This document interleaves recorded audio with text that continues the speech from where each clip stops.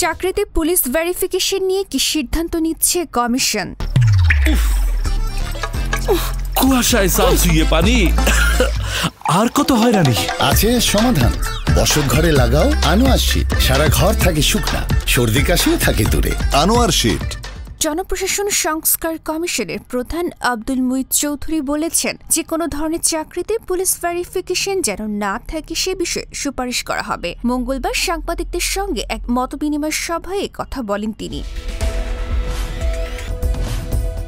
আব্দুল মুইত চৌধুরী বলেন, উপ ও যুগ্ম সচিব পর্যায়ে পরীক্ষা ছাড়া কোনো পদোন্নতি দেওয়া হবে না। পরীক্ষায় ৭০ না পেলে তাকে পদোন্নতি দেওয়া হবে না। এর মাধ্যমে আন্তঃক্যাডার বৈষম্য দূর হবে। যে কোনো ক্যাডারের যে কেউ ৭০ পেলে প্রশাসন ক্যাডারে আসতে পারবেন।